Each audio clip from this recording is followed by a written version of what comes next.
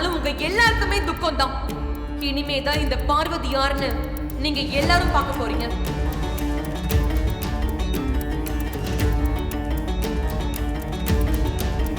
ஏதோ யோசனையில இருக்காரு. இப்ப கேட்டா சரியா வருமா? ஏங்க ஜானகி, நீ எப்போ வந்த? நீங்க வேற ஒரு உலகத்துல எதையோ பத்தி யோசிச்சுட்டு இருந்தீங்கல்ல, அப்பவே வந்துட்டேன். அப்படிலாம் எதுவும் இல்ல ஜானகி. இல்லையே, உங்க முகத்தை பார்த்தா அப்படி தெரியலையே. முதல்ல என்னன்னு சொல்லுங்க. பார்வதியை பாத்தியா? எப்படிலாம் அவ பேசிட்டா. அவ பேசினது எல்லாமே என் கண்ணு முன்னாடி அப்படியே நிக்குது. ஏங்க, நம்ம பார்வதியை பத்தி உங்களுக்கு தெரியாதா? கோவம் வந்தா வார்த்தைகளை விடுவா. 2 நாள் கழிச்சு பாருங்களேன், அவ என்ன பேசினான்னு அவளுக்கே தெரியாது. இங்க பாருங்க, கடவுள் நமக்கு துணையா இருக்கும்போது எதுவும் நம்ம கையை மீறி போயிடாதுங்க. நிச்சயமா எல்லாமே நமக்கு சாதகமா தான் நடக்கும்.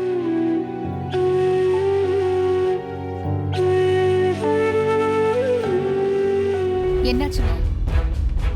என்னது? நேத்து ஒரு ஐடியா இருக்குன்னு சொன்னல, அதுதான் இது. இதுக்கு பேரு ஸ்பை பக். நாம யாரை ட்ராக் பண்ணணும்னு நினைக்கிறோமோ அவங்கள இது மூலமா ட்ராக் பண்ணலாம். 24 மணி நேரமும் அவங்கள ஆடியோ மூலமா நம்ம கண்காணிக்கலாம். தெரியும். இதை அவங்க வீட்டுக்குள்ளேயோ இல்லை பெட்ரூம்லயோ வச்சுட்டா அவங்க வீட்டில் உள்ளவங்க என்ன பேசினாலும் நமக்கு கேட்கும். அதானே? கரெக்ட். அவங்க என்ன பேசுறாங்களோ அது கேட்கும். ஆனா இது அவங்க வீட்லயோ அவங்க பெட்ரூம்லயோ வைக்க போறதில்ல. பின்ன இத அவங்க பாடிக்குள்ளரே வைக்கணும். பாடிக்குள்ளையா? ஆமா மேடம். ஒரு இடத்துல வச்சோம்னா அவங்க அந்த இடத்துல பேசுறது தான் நம்மளால ட்ராக் பண்ண முடியும். அதே அவங்க உடம்புக்குள்ளேயே வச்சுட்டா 24 மணி நேரமும் அவங்கள நம்ம வாட்ச் பண்ண முடியும். அவங்க மூச்சு விடுறத கூட நம்மளால இங்க கேட்க முடியும். இது சாத்தியமா? சாத்தியம்தான் மேடம். இத மாயா உடம்புல மட்டும் வச்சுட்டா அவன் நமக்கு தெரியாம ஒரு விஷயம் கூட செய்ய முடியாது. கரெக்ட் தான். ஆனா இது எப்படி மாயா உடம்புக்குள்ள வைக்கிறது? அதுக்கு என்கிட்ட ஒரு பிளான் இருக்கு மேடம். என்ன? அவங்க ரோட்ல போகும்போது சின்னதா ஒரு ஆக்சிடென்ட் பண்ணி நமக்கு தெரிஞ்ச ஹாஸ்பிட்டல்ல அவங்களை அட்மிட் பண்ண வைக்கணும். சின்னதா சர்ஜரின்னு சொல்லி ஒரு ஆபரேஷனுக்கு ரெடி பண்ணி யாருக்கும் தெரியாம நம்ம டாக்டரை வச்சு அவங்க பாடிக்குள்ள இந்த ஸ்பை பக்கை வைக்கணும். மா, இது ஏதோ பெரிய ரிஸ்க் மாதிரி தெரியுதுமா. நாம அந்த பஞ்சாயத்துல ஜெயிக்கணும்னா ரிஸ்க் எடுத்துதானே ஆகணும்.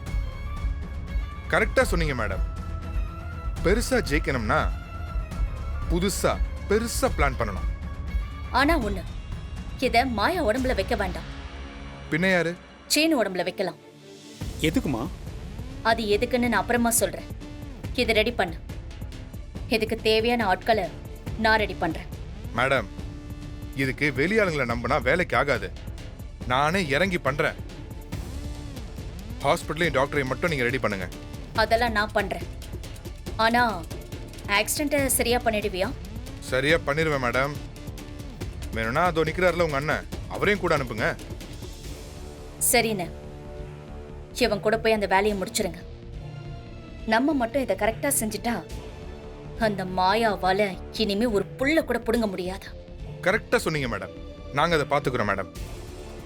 இதை நீங்க புடிங்க.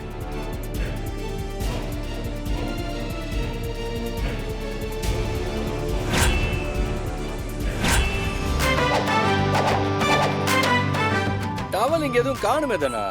அது அங்கதான் இருக்கு, எடுத்து கொடுக்காது. நல்லா எல்லா இடத்துலயும் தேடிட்டேன். டவல் இங்க எங்கேயும் இருக்கிற மாதிரி தெரியல தானா? நீ வேணா வெளியே வந்து பாரு எங்க வச்சேன்னு.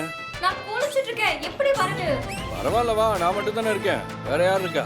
கதிர் விளையாடுது. கதிர் போய் டவல் எடுத்துட்டு வா, சீக்கிரம் கதிர். சரி சரி இரு, தேடுறேன். தானா டவல் எடுத்துட்டு வந்துட்டேன். வா வா வெளியே வா, வாங்கிக்கோ. டவல கொடு. என்ன தானா டவல் எடுத்துட்டு வர சொல்லிட்டு இப்படி கையை மட்டும் நீட்டினேன் எப்படி? பின்ன எப்படி வாங்குவாங்க? டவல் வாங்க ஒரு கை மட்டும் போதும். கொடுத்துட்டு கிளம்பு. இந்த கேப்ல எப்படி டவல் வரும்? லூசு, இதெல்லாம் பத்தாது. நீ கதவை தர, நான் தந்துட்டு போறேன். ஏய் என்ன நினைச்சிட்டு இருக்க நீ? ஒழுங்கா டவல கொடு, இல்லனா அவ்வளவுதான். ஏய் என்னடி பாவம் ஹெல்ப் பண்ணலான்னு பார்த்தா போலீஸ் திருடனை திட்டுற மாதிரி திட்டிட்டு இருக்க. நான் உன் புருஷன் தானே, கதவை திறந்து வாங்கு. இப்போ உனக்கு துண்டு வேணுமா வேணாமா? டேய் பொண்டாட்டியா இருந்தாலும் பொண்ணுனா அச்சம் மடம் நாணம் பயிர்ப்பு இதெல்லாம் இருக்கும். ஒழுங்கா டவல கொடு. டக்குனு என்ன போடாங்கிறியா? சரி சரி சொல்லு சொல்லு. இதுக்கு மேல நான் இங்க நிக்க முடியாது, எனக்கு மரியாதை இருக்காது. இந்தா உன் டவல் நீயே வச்சுக்கோ.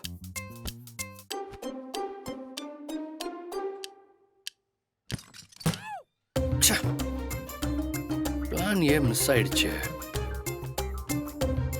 சரி பிளான் பி இருக்குல்ல, அதை எக்ஸிக்யூட் பண்ணுவோம்.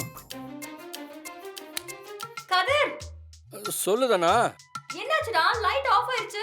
நான் என்னதான் நான் பண்ண முடியும்? என்னாச்சுன்னு பாரு. கரண்ட் இருக்கா? கரண்ட் எல்லாம் இருக்கு, ஆனா லைட் எரியலையே. அப்ப கரண்ட் இல்லைன்னு நினைக்கிறேன். என்னடா சொல்ற? கரண்ட் இருக்கா இல்லையா? உண்மையை சொல்லு. ஏய் எனக்கு என்ன தெரியும்? நான் என்ன ஈபில வேலை செய்யறேன்? நம்ம ஊர்ல அடிக்கடி கரண்ட் கட் ஆகுது சகஜம், தெரியாதா உனக்கு? ப்ளீஸ் கதிர், நான் இருட்டுல ட்ரெஸ் மாத்திக்கிட்டு இருக்கேன், ஏதாச்சும் பண்ணு. என்னது, அதுக்குள்ள குளிச்சு முடிச்சிட்டியா? டேய் கரண்ட் பாருடா. சரி ரொம்ப இருட்டா இருந்துச்சுன்னா கதவை திறந்து வச்சுட்டு பண்ணு. அதெல்லாம் முடியாது, நான் வெளியே வர மாட்டேன். நீ ஏதாவது பண்ணு. போற போக்க பார்த்தா பிளான் பியும் சுத்தப்பெரும் போலயே. இன்னைக்கு ஒன்றும் நடக்காதோ? டேய் என்னாச்சு?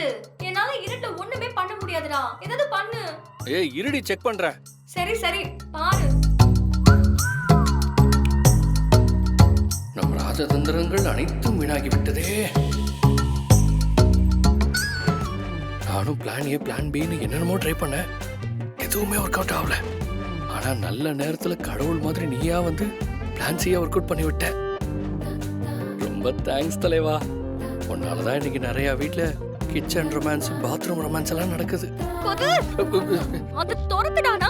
அது கிட்ட பேச்சு வார்த்தை நடத்திக்கிட்டு இருக்க. இருடி துரத்துறேன் இரு.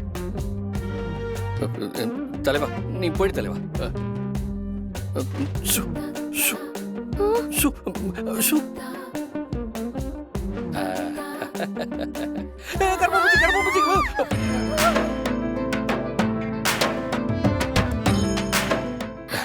கர்ப்பாம்பூச்சி போயிடுச்சு. டேய் இதெல்லாம் உன் பிளானா? சச்சே இது என் பிளான் இல்லை, நான் வேற பிளான் தான் போட்டேன். ஆனா எதுவுமே ஒர்க் அவுட் ஆகல. ஆண்டவனா பார்த்து ஒரு பிளானை போட்டு கொடுத்தான்,